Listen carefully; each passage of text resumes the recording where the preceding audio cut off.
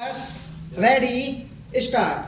Based on our experience and understanding of global environment. Today that sustainable development at the national level cannot be pursued in isolation. Quality of life of the nations today as also in the future depends to every large extent on the policies and actions that the fellow nations of the world pursue.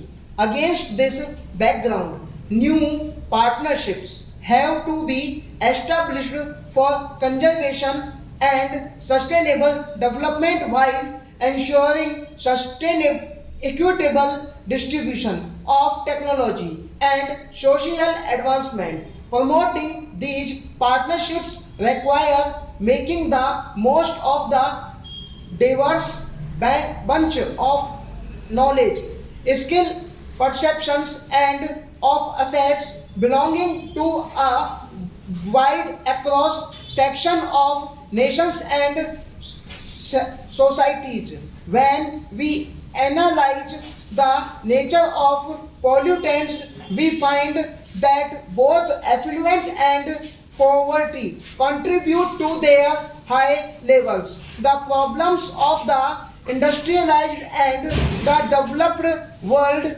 stem from their high levels of economic activity and consumption. The regeneration of forests and natural resources in the developing countries, on the other hand, can be attributed largely to the lack of resources and alternative source of energy and income generation. The strategies to tackle these two distinct causes therefore need to be significantly different in the case of the rich and developed world. The issues can be best handled by laying stringent emission norms, limits on pollutants, and by enforcing these stringent norms and limitations.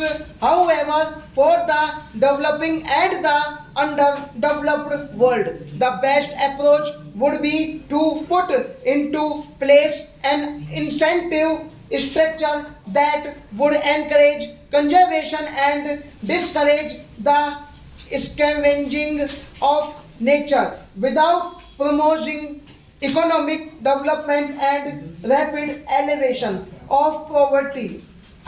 For the developing countries, we should make concerted efforts to facilitate and promote adoption of environment friendly techniques of production and also undertake far greater measures to disseminate information about all effects of polluting forces as part of international efforts to contain the ill effects of environmental degradation and to encourage sustainable development. Nations have put in place several ecological treaties like the Montreal Protocol, the Framework Convention on Climate Change.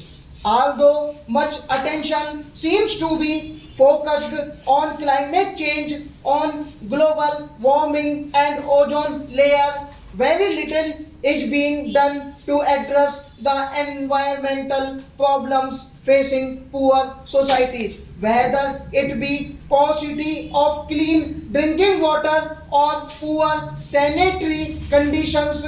Let me reiterate that if we are committed to successfully address the challenges of sustainable development and hence of environmental conservation, then it will require an international movement the like of water which has never been seen before. It will require effective integration of the sporadic efforts being made by the different players, whether it be international organizations national, government or non-governmental as such stop.